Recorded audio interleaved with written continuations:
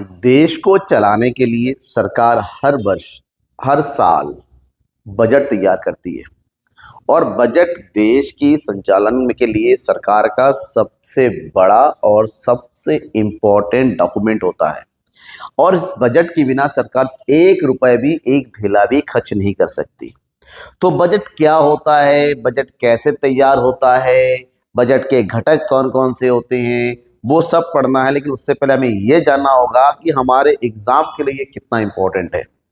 हमारे एग्जाम में कि सीबीएसई बोर्ड में बजट से रिलेटेड 6 नंबर तक के क्वेश्चन पूछे जाते हैं, जिसमें 2 क्वेश्चन 100% गारंटेड है आता ही है। वो दोनों टॉपिक भी बहुत जरूरी है, जो कि आज इस क्लास के लास्ट में मैं आपको बताऊंगा कि वो टॉपिक 2 कौन से हैं जिसको हमने 100% पढ़ना ही पढ़ना है। उसके अलावा पूरे चैप्टर के जितना भी इंपॉर्टेंट टॉपिक्स है उन सब टॉपिक को मैं आज क्लियर कर रहा हूं। स्टार्ट करेंगे बजट के अर्थ से। बजट यानी कि सरकारी बजट क्या, नॉर्मली बजट का मतलब होता है आय और व्यय का ब्यौरा। आय और व्यय का ब्यौरा कि कितना इनकम हो रहा है और कितना एक्सपेंडिचर होता है, कंप्लीट स्टेटमेंट होता है। और वहीं पर अगर इसको सरकार के साथ, सरकार को देश के चलाना पड़ता है और देश के लिए तमाम खर्च करने पड़ते हैं और उस खर्च को पूरा करने के लिए सरकार विभिन्न तरीके के जो है पैसे रिसीव करती है। तो बजट क्या कहेंगे, इस तरह से कहेंगे सरकारी बजट सरकार का एक वार्षिक वित्तीय विवरण होता है, जिसमें किसी विशेष वित्तीय वर्ष के लिए सरकार की अनुमानित प्राप्तियां और अनुमानित व्ययों को दर्शाया जाता है, जो बेसिकली एक निश्चित वित्तीय वर्ष के लिए होता है। और भारत का वित्तीय वर्ष क्या है, 1 अप्रैल से लेकर 31 मार्च। जो भारत में हर साल 1 फरवरी को केंद्र सरकार की वित्तीय मंत्री के द्वारा पेश किया जाता है। किसके द्वारा? वित्तीय मंत्री के द्वारा किया जाता है। किसके द्वारा? यूनियन बजट के, इसको बोलते हैं यूनियन बजट, ठीक है, संघ की बजट और केंद्र सरकार की वित्तीय मंत्री पेश करते हैं। और वर्तमान में वित्तीय मंत्री कौन है? इस टाइम भारत में वित्तीय मंत्री है श्रीमती निर्मला सीतारमन। याद रखिएगा, निर्मला सीतारमन, जो इस बजट को पेश करती हैं। भारत के संविधान के अनुच्छेद 112 के अनुसार भारत सरकार को हर साल, भारत सरकार ही क्या, राज्य सरकार को भी हर साल अपना वार्षिक वित्तीय विवरण तैयार करना पड़ता है। और इस वार्षिक वित्तीय विवरण के 2 अंग होते हैं, एक तो होता है बजट और एक होता है सर्वेक्षण। जिस दिन बजट पेश होता है उससे पहले सर्वेक्षण पेश किया जाता है कि जो पिछले वर्ष का बजट था वो कितना रहा। फिलहाल हमें बजट के बारे में पढ़ना है और इसके बारे में कुछ इस तरह से लिख सकते हैं। सरकारी बजट हमें बताता है कि सरकार वर्ष के दौरान कितना पैसा कमाने की उम्मीद रखती है, कमाने का मतलब प्राप्त करने की उम्मीद रखती है, और कितना पैसा कहां कहां किन किन योजनाओं में खर्च करना चाहती है। इसका कंप्लीट स्टेटमेंट और विवरण ही सरकारी बजट होता है। अब सरकार बजट बनाने के लिए सरकार के कुछ प्रमुख उद्देश्य होता है और इस उद्देश्य में सबसे पहला उद्देश्य होता है संसाधनों का आवंटन। सरकार देश के अंतर्गत तमाम खर्च करने के लिए तमाम क्षेत्रों को के पीछे अपने धन को, अपने साधनों को आवंटित करती है, चाहे वो निजी क्षेत्र हो, चाहे वो सरकारी क्षेत्र हो, चाहे रक्षा क्षेत्र हो, शिक्षा हो, स्वास्थ्य हो, कृषि हो, आधारभूत संरचनाएं हो। इन सब में सरकार कितना पैसा, कितना संसाधन देना चाहती है, उसके लिए कंप्लीट विवरण तैयार किया जाता है। और ठीक है, ये बताता है कि मानव विकास के लिए कितना किस तरह से जाएगा, रेलवे किस तरह से डेवलपमेंट होगा, इंफ्रास्ट्रक्चर किस प्रकार से होगा, इन तमाम विवरण सरकार बजट के माध्यम से बनाती है। ठीक है, इसके अलावा आय और संपत्ति के बीच का पुनर्वितरण सरकार बजट के माध्यम से गरीब और अमीर के बीच का जो गैप होता है खाली उसको भरने का काम करती है। इसके लिए विभिन्न प्रकार के टैक्स पॉलिसी यूज करती है। अमीरों पर अलग अलग प्रकार के टैक्स लगाए जाते हैं, गरीबों पर टैक्स कम किए जाते हैं, ताकि गरीबों की आय बढ़े और अमीरों की जो आय कम हो और गैप कम हो जाए। इसके लिए खास सब्सिडी, मुद्रा शिक्षा योजनाएं, रोजगार करें उसको किया जाता है। इसके अलावा आर्थिक स्थिरता सरकार के बजट का प्रमुख उद्देश्य होता है कि देश में आर्थिक स्थिरता बनाए रखी जाए, ना ही देश में मुद्रा स्फीति आए, ना मुद्रा अपस्फीति आए, ना मंदी आए, ना महंगाई आए। इसको कंट्रोल करने का काम करती हैं। इसके अलावा भी कुछ उद्देश्य और होते हैं जो हमें पढ़ना है, जैसे रोजगार का सृजन। सरकार अपने बजट के माध्यम से रोजगार के सृजन पर विशेष बल देती है। नंबर ये 3 हो गया, नंबर 4 है, ये नंबर 5, सरकार अपने बजट के माध्यम से देश के आर्थिक विकास एवं वृद्धि पर विशेष बल देती है। ठीक है, सरकार अपने बजट के माध्यम से सार्वजनिक वस्तुओं की उपलब्धि पर बल देती है कि कितने पार्क बनाए जाएंगे और कितने जो है रेलवे लाइन बिछाई जाएंगी, रोड कितने बनाए जाएंगे। इसके अलावा सरकार अपने बजट के माध्यम से ही सार्वजनिक उपक्रमों की व्यवस्था भी करती है। ठीक है, तो ये सरकार के अलग अलग से ऑब्जेक्टिव है जो बजट के माध्यम से पूरे किए जाते हैं। अब बजट में जो दूसरा टॉपिक पढ़ना होता है वो है बजट के घटक। जब बजट के अंगों और बजट की घटकों की बात करते हैं तो इसके दो प्रमुख घटक होते हैं, बजट प्राप्तियां और बजट व्यय। सरकार साल भर में जितना प्राप्त करने वाली होती है उसको बोलते हैं बजट प्राप्तियां, और जो साल भर में खर्च करने वाली होती हैं उसको बोलते हैं बजट एक्सपेंडिचर। जहां सबसे पहला पॉइंट है बजट रिसीप्ट, बजट प्राप्तियां। सरकार एक वित्तीय वर्ष में जो कुल प्राप्तियां, कुल आय प्राप्त करने वाली होती हैं उनको हम बजट प्राप्तियों की माध्यम बजट प्राप्तियां कहते हैं। और ये बजट प्राप्तियां दो प्रकार की होती हैं, रेवेन्यू यानी कि राजस्व प्राप्तियां और पूंजीगत प्राप्तियां। राजस्व प्राप्तियों की बात करते हैं, ये सरकार की वो प्राप्तियां होती हैं जिससे ना ही कोई देनदारी उत्पन्न होती है, मतलब कोई भी उधार इससे नहीं होता है, ना ही सरकार की कोई संपत्तियों में कमी होती है। ये सरकार की दैनंदिनी और सरकार के सामान्य कार्यों से, सरकार के सामान्य क्रियाकलापों के द्वारा प्राप्त किया जाता है। और ये दो प्रकार की प्राप्तियां होती हैं, एक कर के माध्यम से सरकार प्राप्त करती है, सरकार देशवासियों पर विभिन्न प्रकार के कर लगाती है, और दूसरा होता है गैर कर जो दूसरे प्रकार से आता है। तो अगर हम कर प्राप्तियों की बात करते हैं, टैक्स रेवेन्यू यानी कि राजस्व, कर राजस्व, सबसे पहले तो ये समझ लो कि सरकार के द्वारा लोगों पर लगाए गए अनिवार्य राजस्व को हम कर कहते हैं। जो जिस व्यक्ति पर लगाया जाता है उसको किसी भी हालत में पेमेंट करना ही पड़ता है। तो कर दो प्रकार के होते हैं, एक होता है डायरेक्ट कर यानी कि प्रत्यक्ष कर, वो व्यक्ति जिस व्यक्ति पर लगाया जाता है वो व्यक्ति डायरेक्टली सरकार को पेमेंट करती हैं, जैसे इनकम टैक्स हो गया, कारपोरेट टैक्स हो गया, गिफ्ट टैक्स हो गया, ठीक है, प्रॉपर्टी टैक्स हो गया, ये सब आपका क्या होता है, टैक्स रेवेन्यू होता है। उसके अलावा जो इनडायरेक्ट टैक्स होता है, मतलब सरकार वस्तु और सेवाओं के माध्यम से टैक्स वसूल करती है, जैसे जीएसटी हो गया, एक्साइज ड्यूटी हो गया, इसका बोझ उपभोक्ताओं पर पड़ता है। और चाहे कोई अगर इस टैक्स से बचना चाहता है तो उस वस्तु और सेवा को उपभोग ना करे, बचा जा सकता है।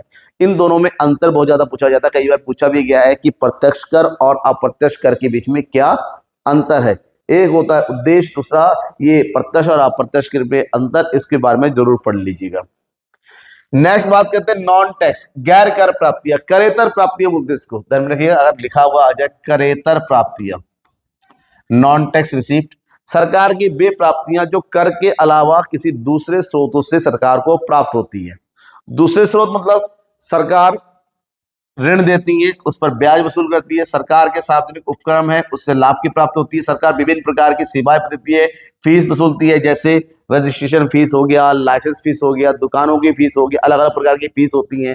सरकार जो कानून को नहीं मानता है, जो लॉ तोड़ता है, उस पर जुर्माना वसूल करती है, लाइसेंस फीस होता है। इसके अलावा सरकार के अलग अलग उपक्रम होते हैं जहां से सरकार शेयर रखती है, उससे लाभांश की प्राप्त होती है। सरकार विभिन्न प्रकार के एस्टीट से भी आय की अर्ज करती है। तो कर के अलावा जो दूसरे सेवाओं से प्राप्त होती है उसको करेतर यानी कि नॉन टैक्स रिसिप्ट कहते हैं।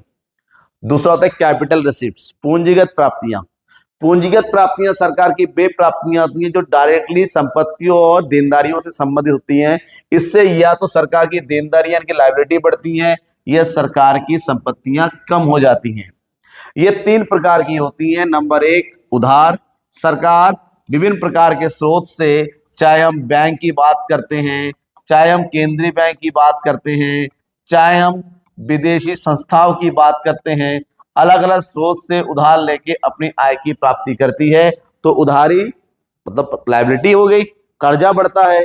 सरकारी कंपनियों के शेयर बेच के जिसे डिसइन्वेस्टमेंट करते हैं, इससे सरकार की संपत्तियां कम हो जाती हैं।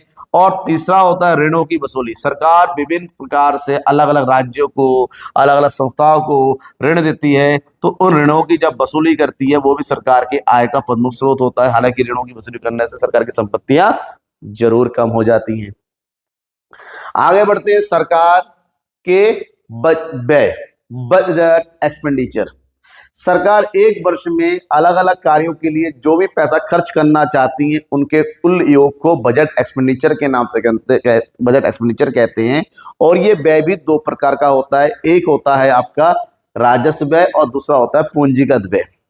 राजस्व व्यय सरकार की वे व्यय होती है जिससे ना ही संपत्तियों का निर्माण होता है, ना ही किसी प्रकार की देनदारी में कमी होती है, ना ही प्रॉपर्टी बन रही है, ना ही खर्चे कम होते हैं। ये सरकार के द्वारा किए गए सामान्य खर्चे हैं जो देश के संचालन के लिए करना ही पड़ता है, बिना इसके काम नहीं होता है। जैसे सरकारी कर्मचारियों को वेतन देना, पेंशन देना, सब्सिडी देना, ब्याज का भुगतान करना, बिजली हो गया, रक्षा व्यय हो गया जिसमें आपको पुलिस पर किया गया व्यय, फौजियों पर किया गया व्यय, गांव के विकास के लिए किया गया व्यय, शिक्षा पर किया गया व्यय, तमाम प्रकार के खर्चे जो देश के लिए किया जाता है और अनिवार्य रूप से करना ही पड़ता है, ठीक है, उसको हम राजस्व व्यय कहते हैं।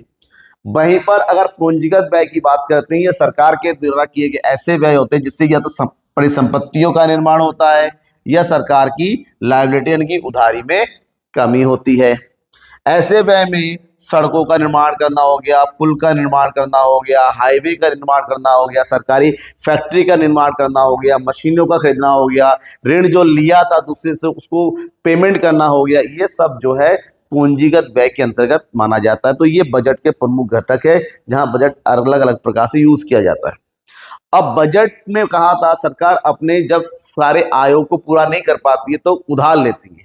तो उधार कब लेती है? जब बजट घाटा होता है। तो बजट घाटा क्या होता है? जब सरकार के कुल व्यय उनके कुल सरकार के होने वाले खर्चे उनके आय से ज्यादा होती है तो उसको बजट डेफिसिट यानी कि बजट घाटा कहते हैं। ये बजट घाटा तीन प्रकार के होते हैं। रेवेन्यू डिफिसिट यानी कि राजस्व घाटा, फिस्कल डिफिसिट इसका मतलब होता है राजकोषीय घाटा, राजकोषीय घाटा, प्राइमरी डिफिसिट यानी कि प्राथमिक घाटा। प्राथमिक तीन प्रकार के घाटे होते हैं। सबसे पहले हम बात करेंगे किसकी? राजस्व घाटे की। राजस्व घाटा, राजस्व घाटा वो घाटा होता है जिसमें केवल और केवल राजस्व मदें शामिल होती है। मतलब यहाँ पर सरकार के जो राजस्व व्यय है वो ज्यादा होते हैं किससे? सरकार के राजस्व प्राप्तियों से। ऐसे में इसका जब फॉर्मूला बताते हैं तो ये होता है आपका सरकार के राजस्व व्यय में से जब हम राजस्व प्राप्तियों को घटा देते हैं तो जो बचता है उसी को बोलते हैं हम राजस्व घाटा। और राजस्व घाटा बताता है कि ये सरकार के कितने जो है दैनंदिन किए गए कार्यों के लिए प्राप्त होता है। और राजस्व घाटा जितना ज्यादा होता है वो सरकार की लापरवाही और सरकार की गैर जिम्मेदारी को बताया जाता है कि सरकार अपने खर्चों को कंट्रोल नहीं कर पा रही है। इसके अलावा दूसरा होता है फिस्कल डेफिसिट। इसका मतलब होता है हिंदी में बोलते हैं इसको राजकोषीय घाटा। राजकोषीय घाटा जो बताता है देश में सरकार के अपने पूरे खर्च को पूरा करने के लिए कितना उधार लेना पड़ता है। इसके अंदर यानी कि राजकोषीय घाटे में, किसमें?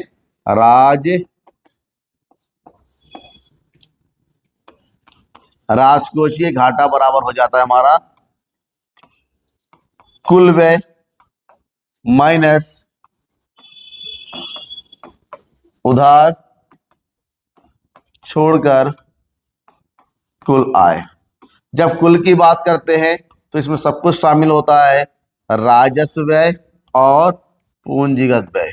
इसमें दोनों प्रकार के व्यय, उसी प्रकार के यहाँ पर भी शामिल होता है राजस्व और पूंजीगत दोनों, बस उधार को शामिल नहीं करते हैं। ये बताता है एक देश में कुल कितना घाटा हो रहा है, कुल कितना उधार लेने की जरूरत है। और जब उधार लेते हैं तो कुछ उधारी तो ब्याज के लिए होता है, ठीक है, क्या बोलते हैं? प्राथमिक घाटा। प्राथमिक घाटा तो जो घाटा वास्तव में देश के विकास के लिए लिया जाता है उस घाटे को हम प्राथमिक घाटा कहते हैं। और प्राथमिक घाटा निकालने के लिए हमें क्या करना पड़ता है? जो राजकोषीय घाटा है, राजकोषीय घाटा है उसमें से जो भी हमने उधार ले रखा है उसके बदले में जो ब्याज भुगतान होता है तो ब्याज भुगतान को क्या कर दिया जाता है? माइनस कर दिया जाता है, तो आता है हमारा प्राथमिक घाटा। तो मैं आपको बता दूं प्राथमिक घाटा से रिलेटेड न्यूमेरिकल क्वेश्चन और इससे रिलेटेड जो है मीनिंग एग्जाम में जरूर पूछा जाता है, इसको जरूर याद कर लेना।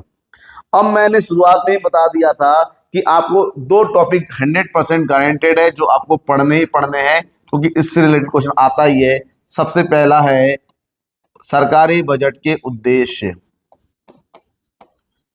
सरकारी बजट के उद्देश्य, और दूसरा में पढ़ना है बजट घाटा। कुछ भी हो या ना हो, आपको इन दोनों को 100% पढ़ना ही पढ़ना है।